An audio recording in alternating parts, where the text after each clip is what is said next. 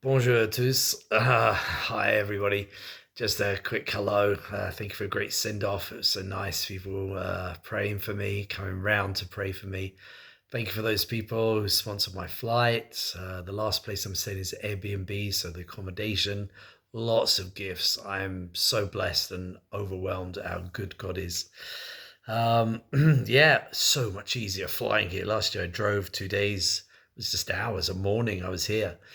It's been so good. I've had so many conversations in French. I mean, I long for conversations in England, have to pay for them with my teacher. But here it's like meet someone in the morning, then quick break, someone for lunch, and then afterwards again doing something in the evening. And it's been so encouraging that it's been so much easier than last year. And everyone's saying, oh, you're so much more fluent. That is really, really encouraging. I also managed to publish my first book, in fact, two books in French on Amazon. I got the AI to translate it, and people here are checking it, saying it's a really good translation. So that's really good. Um, uh, I have preached three times already, but just small, with families in houses, sharing different things. Last night I attended an amazing worship service with 7,000 people. Who says there's no revival in France? It's just psychos. The presence of God was so strong, it was so glorious. Sang all the way home for an hour as well in the car. It was glorious.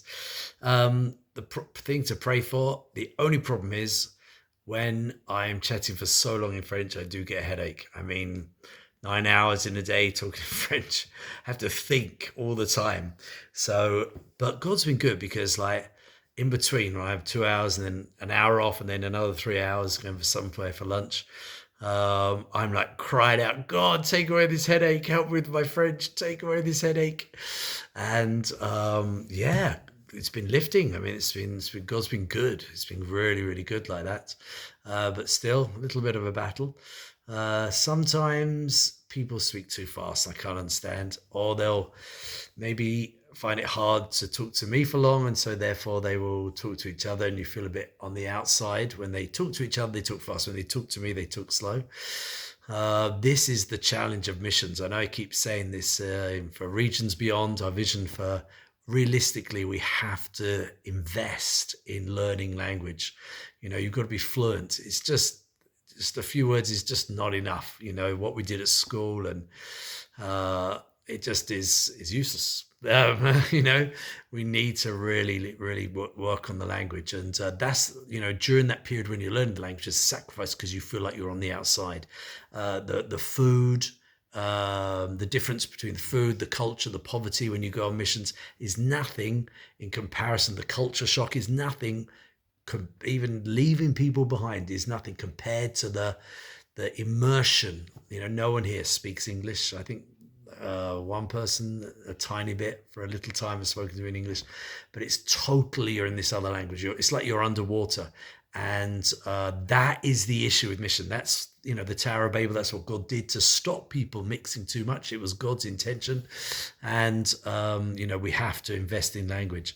Last thing, the three messages I've given so far, I talked about the supernatural languages. One family really asked me a lot about tongues, and so we sat down for a couple of hours, and I went through all the scriptures on tongues in French. Talking in the families is so much easier because one, there's a bit of discussion, and two, it means that I can, it's okay to pause, think, and they give some corrections. So it's also learning.